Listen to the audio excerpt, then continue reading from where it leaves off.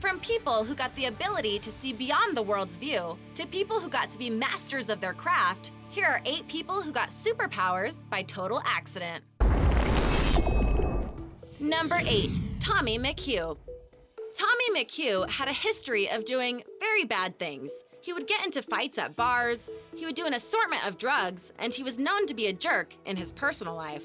Then he went to the hospital one day to deal with severe headaches, and he found out that he had 2 aneurysms in his head, and both had ruptured. This led to having immediate surgery with some odd side effects. At first, he could only speak and rhyme. This lasted for a few months. Then he would have random images flash through his mind in a slideshow, as he would describe it. He became so fed up with the images that he started to write them down. And much to the surprise of his wife, they were actually quite artistic. But the problem was that the creativity was like an obsession of the worst kind. It became manic of sorts, forcing Tommy to write something, then draw something, then sculpt something, then eventually covering his entire house in art. Eventually, he got the doctors to take a look at him, and they confirmed that his previous condition caused damage to his frontal lobe, giving him what he had now. He's still doing his art pieces, and he's making quite a living off of them, including having them be displayed in galleries. He's also become a much better person because of the incident.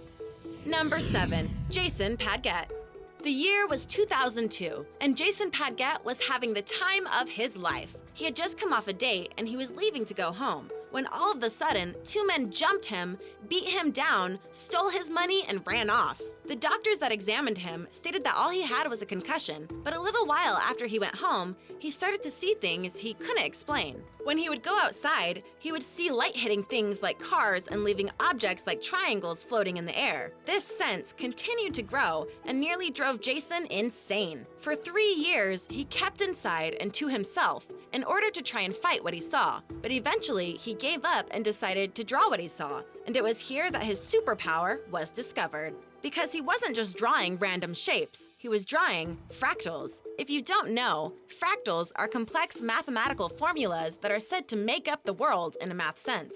To see them is enough of a superpower, but Jason Padgett was able to draw them in perfect clarity and precision, which is something that even math experts can't do at times. Padgett would go to study math, something he hadn't really done before, and excel at number theory. He even wrote a book called Struck by Genius, talking about his mugging and how it changed him. Number 6. Jim Corallo. In 1988, a young man by the name of Jim Corallo was in a car accident. He was 14 at the time, and while he survived, his mother did not. He was in a coma, one that lasted for 6 weeks, and had doctors wondering if he was ever going to make it out. When he woke up, it was sudden and random. After he went home, he was a much different person mentally, especially in regards to how he handled math. After the accident, he flew through it. Corallo would take advanced math tests without studying and get a perfect score. He was even able to do things like advanced calculus, which should have been far beyond what anyone his age could have done. He was so advanced that he was able to memorize the first 250 digits of the pi number sequence in just under a couple days. The only short-term side effects to his transformation was that he occasionally had bad short-term memory. Number 5. Orlando Sorrell. When Orlando Sorrell was just 10 years old, he was as ordinary could be. Then, one day in 1979, he was playing sports with his friends when he was hit in the head with a baseball. To be clear, he wasn't wearing a helmet when he was playing, so the baseball hit him square on the left side of his head, which can be a devastating injury for someone so young. Fortunately for Sorrell, he was only knocked out, and when he came to, he seemed to be just fine. However, a few days later, that started to change. He started to get headaches. They started off basic enough, but then they got more and more intense. But Sorrell was able to keep going, all the while being able to mask his pain from his parents. This is an important detail because throughout all of this, Sorrell did not get any medical treatment for his condition. Then something happened. The headaches just stopped, which should have been the end of the story, except that Sorrell noticed something different in his memories. Mainly, he could remember a lot more than he did before. He was able to remember various details about every single day since he was hit in the head with the baseball, with clear accuracy. What's more, he was able to do what is known as calendrical calculations, which means he could predict when a certain day would fall in the week of any year. No one is sure how or why these things got rewired into his brain via the baseball hit, but his life was much different since then. Sorrell would go into the medical field and would undergo studies to see what caused his superpower to be formed. No definitive answers have been found for why the baseball did what it did to his brain. Number 4. Toni Sakura.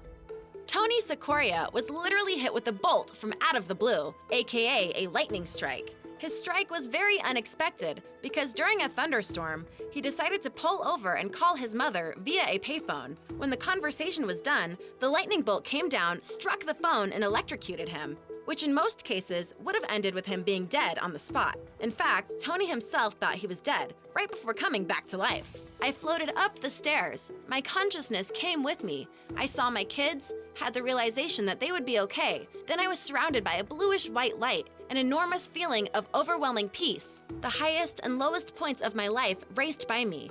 I had the perception of accelerating, being drawn up. There was speed and direction. Then, as I was saying to myself, "This is the most glorious feeling I have ever had," slam! I was back.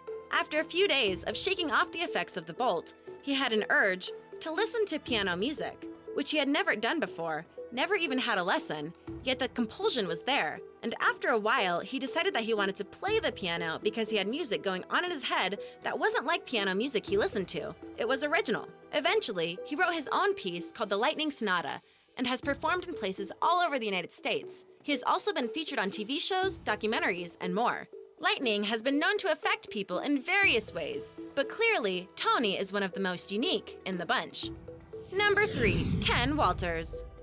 Ken Walters had a very long string of bad luck during his life, and it kept building up inside of him. All this stress led him to having 2 heart attacks, and then in 2005, he had a major stroke. He survived, but something curious happened as a result. When he was in the hospital, he couldn't really talk, so he wrote a note to the nurse asking for some aid. But unbeknownst to him, after his hand got done writing the note, it then started to draw on the paper, all on its own. Walters had never been an artist and spent 20 years jobless, and thus couldn't afford any art classes or lessons. Yet here he was drawing something subconsciously. The drawings were really good too, and he would wake up at odd hours during the night because some new image had popped into his head and he felt the urge to draw it. According to his doctor, his stroke rewired his brain to help prevent damage, which is typical, believe it or not, but usually it manifests in personality changes. Whereas here, it gave him the great artistic ability. The doctor also said that it would be temporary, and it wasn't temporary at all. Walters continued to draw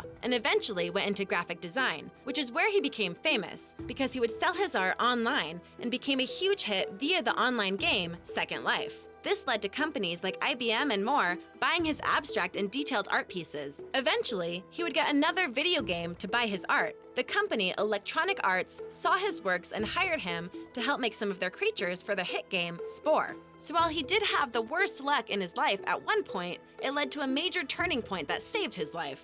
Number 2. Derek Amato.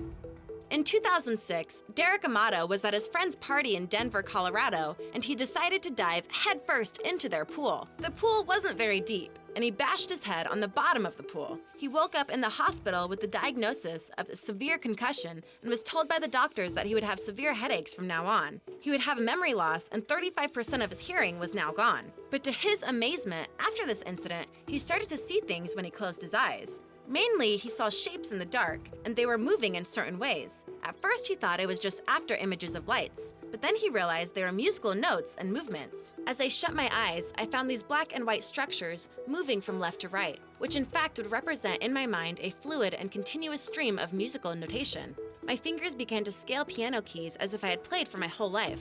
That's my notation. When those black and white squares are going, that's what my hands do. I'm convinced it's for a reason, and it's my job to do it right. His musical prowess goes beyond the piano, though. His musical notes gift has allowed him to play several different instruments over the years, all without having to study them. He now spends most of his days making music across various styles and instruments. Number 1. Franco Magnani. In the 1960s, Franco Magnani was an Italian immigrant, and he came to San Francisco in the United States in order to try and start a new life. But almost as soon as he arrived in the city, he became sick, deathly sick. No one is sure what exactly, but it is documented with having a fever that was so bad it made him delirious and have seizures. Soon after he healed from his mysterious illness, he started having vivid dreams and vivid memories about his childhood home. Now usually, one might count this off as the memory trying to bring comfort to Magnani after his ordeal. Except he hadn't been to his childhood home of Pontito, Italy in over 30 years.